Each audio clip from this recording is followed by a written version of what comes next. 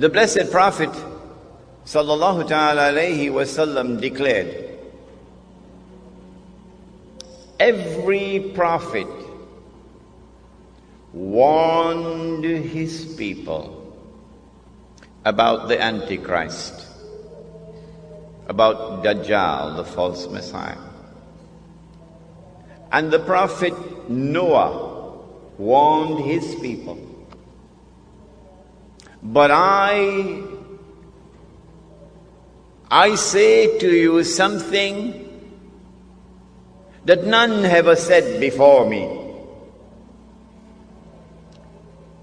The Antichrist sees with one eye, his left eye.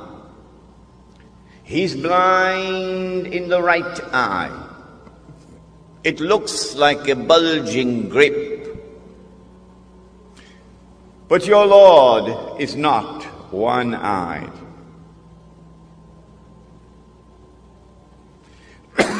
Between his eyes, on his forehead, is written the word kafir, disbeliever. And every mu'min will be able to read it.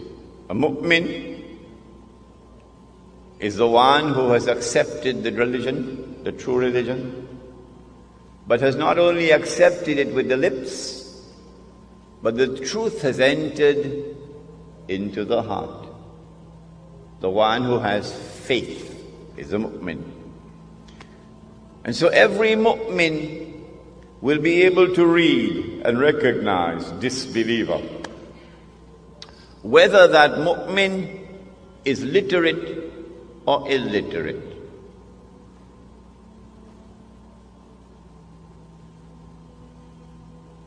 Well, then why is it that the one who is a disbeliever cannot read? How come? The one who has faith can read. The one who has no faith cannot read. So maybe we should send him to the eye specialist to have his eyes examined. Why can't you read? But the report comes back from the eye specialist, perfect vision, no glaucoma, no cataract. His eyes are perfect. Well, then why can't he read? Even though his eyes are perfect. And why is it that the one who has faith can read and recognize kafir, disbeliever? Maybe that the one who has faith is not reading with these eyes. Do we have any other eyes beside these eyes? Do we have any other ears beside these ears? Do we have any other means of acquiring knowledge other than through sense perception and rationality, through observation? The modern godless world says no. The Quran says yes. The Quran says that the heart can see. The Quran says that the heart can hear. When faith enters into the heart, then Allah puts nur in the heart, light. And with that light, the heart can see what these eyes cannot see.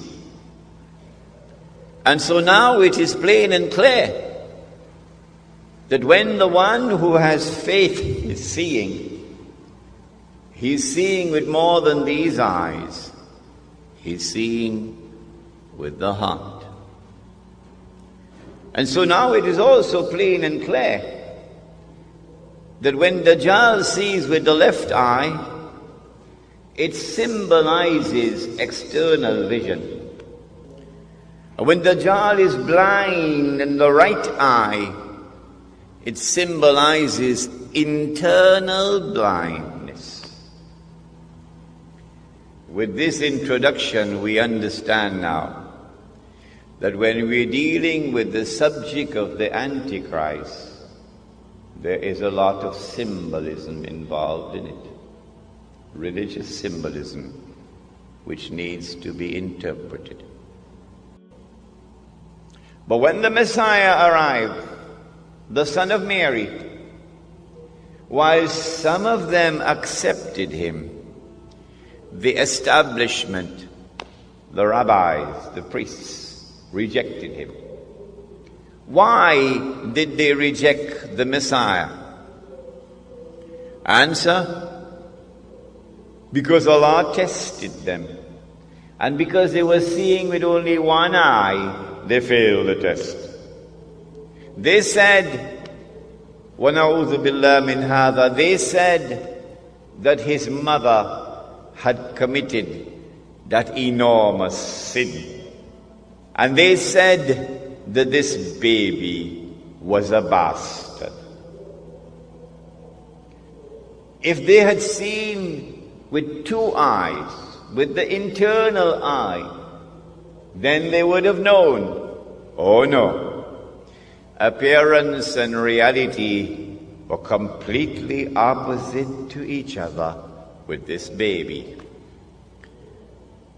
That she was still a virgin and she gave birth to the baby.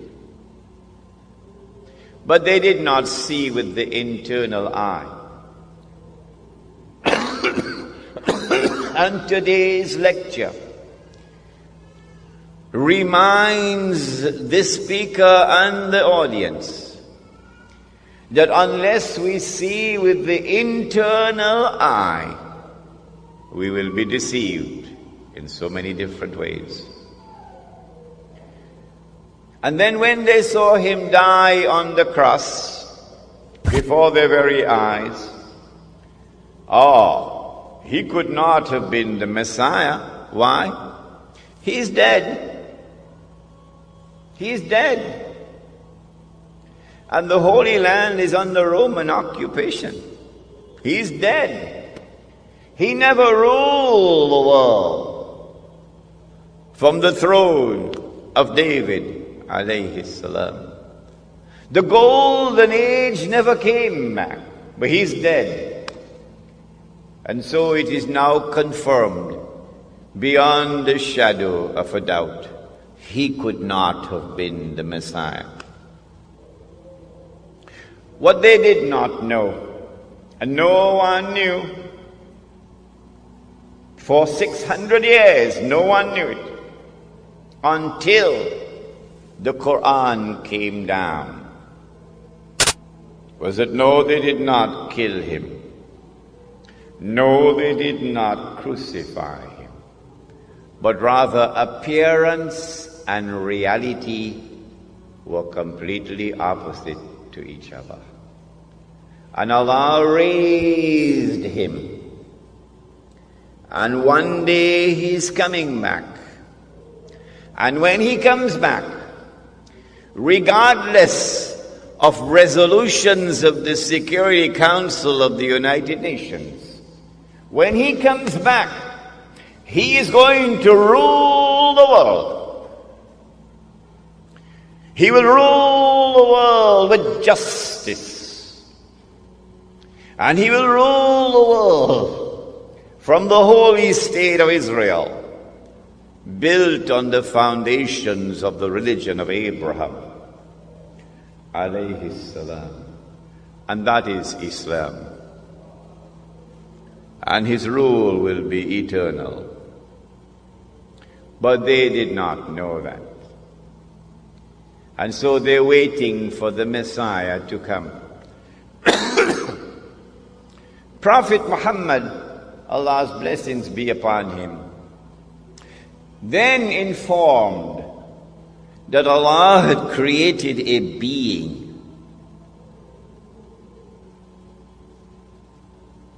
and Allah had committed to that being the mission of impersonating the Messiah, pretending that he is the Messiah. So he is the great pretender. And that he is known as Dajjal, Al-Masih al-Dajjal, Dajjal, the false Messiah, or the Antichrist. Dajjal means one who deceives. And so the Antichrist has a PhD in deception. In everything connected with the Antichrist, appearance and reality are opposite to each other. If the Antichrist is to successfully impersonate the true Messiah, it follows that he also must attempt to rule the world from Jerusalem with what would appear to be eternal rule. Only then can he declare, I am the Messiah. If he is to do that and convince the Jews that he is indeed the Messiah, then it follows logically, number one, he would have to liberate the Holy Land for the Jews. Number two, he would have to bring them back to the Holy Land to reclaim it as their own. Number three, he would have to restore a state of Israel in the Holy Land and get them to believe that this is the holy Israel of David and of Solomon, alayhim salam. Of course it would not be. It would be an impostor. Then they would be convinced. And finally, he would have to cause that state of Israel to become the ruling state in the world. Only then would he be able to rule the world from Jerusalem. Then he can get up and say, I am the Messiah. And they would believe that he is indeed the Messiah. And then he could rub his hands and he can say, mission accomplished. I give him a 6 for a 9.